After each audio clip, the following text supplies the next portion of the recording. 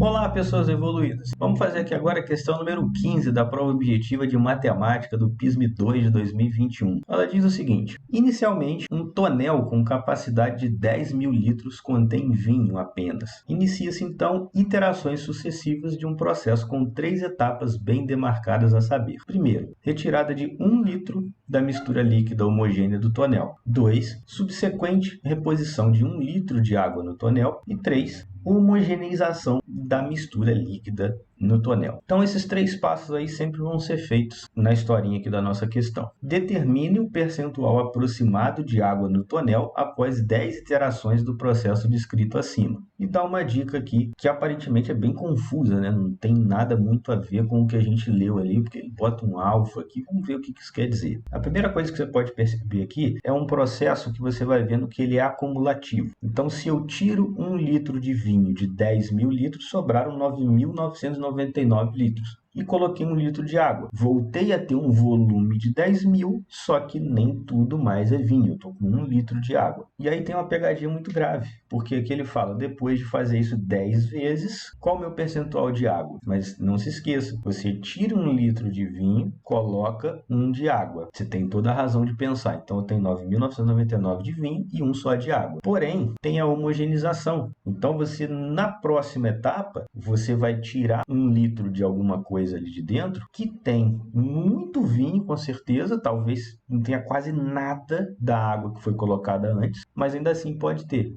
Então você não está tirando 10 litros de vinho e colocando 10 litros de água, porque a cada vez que você tira 1 litro novo, você está tirando de algo que foi homogeneizado da mistura vinho e água. Então você pode acabar tirando um pouco de água também. E aí esse volume não fica mais muito exato, apesar de muito próximo, né? 10.000 para você fazer uma reposição de 10 litrinhos ali dentro de 10.000 é matematicamente muito arredondável para que isso daí esteja muito próximo da realidade de você ter tirado 10 litros de vinho e colocado 10 litros de água. Mas, vendo que é um procedimento sucessivo, né, acumulativo ali, conforme você vai mexendo, conforme você vai tirando, colocando esse vinho e essa água, a gente tem que direcionar o nosso pensamento para a progressão geométrica. E aqui, na progressão geométrica, eu achei mais interessante da gente resolver usando uma aplicação da progressão geométrica, que é a questão dos juros compostos. Porque aquela formulazinha dos juros compostos, do montante, do capital, da taxa, do tempo, ela consegue se encaixar aqui.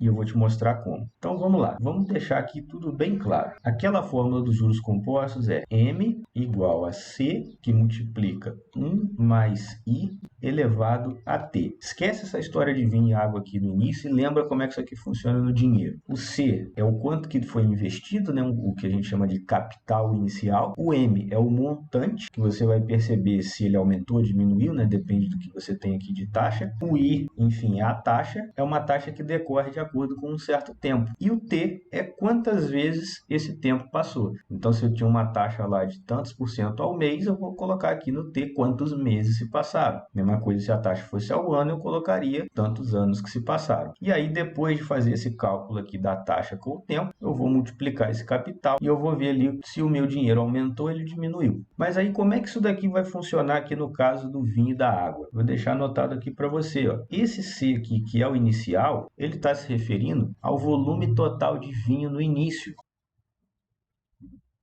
E aí, com certeza, então, esse M aqui vai ser o volume final de vinho. E ainda fazendo analogia com o dinheiro, o Izinho, que é a taxa de quanto que vai ser alterado toda vez que acontecer. Então, aqui é a taxa de retirada da água, taxa de movimentação de água. E o Tzinho aqui, lembra que eu tenho que colocar quantos meses se passaram, quantos anos se passaram. Esse daqui, no caso, vai ser quantas vezes eu vou fazer o procedimento de tirar vinho e de botar água, que aqui, no caso, ele chamou de iterações, né, desse processo aqui, dessas 3 etapas. Então, acompanha comigo aqui o que eu vou fazer nesse cálculo.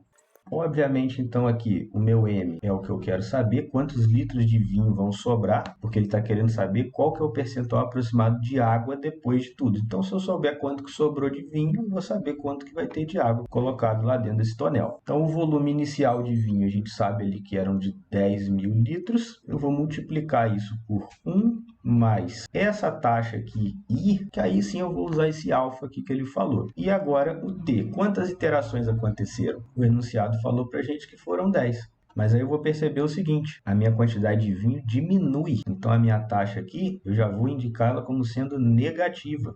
E aí você já percebe uma similaridade aqui com o enunciado. Esse pedacinho aqui, ó, o parênteses 1 menos alfa elevado a 10, ele está aqui na dica do enunciado. Mas isso só se esse alfa ele estiver entre 0 e 0,001. Aí sim eu posso trocar isso daqui, bem aproximadamente, por 1 menos 10 alfa. Eu tenho que verificar, então, muito provavelmente vai estar, né, já que está na dica, eu tenho que verificar se o alfa é bem pequenininho para ele estar nesse intervalo aqui. Como é que eu vou verificar isso? Vou fazer da seguinte forma. Você lembra lá que o meu total de litros do tonel, 1000 litros, é o equivalente a 100% da litragem que eu tenho. Então, quando eu movimento 1 litro de vinho para fora e 1 litro de água para dentro, eu estou movimentando, então, 1 litro de vinho. Isso vai ser a minha taxa alfa. Ou seja, quantos por cento que vale esse alfa aqui? Só fazer um cálculo aqui rapidinho. Regra de 3, multiplicou cruzado. Esse alfa vai ser 1 litro vezes 100%.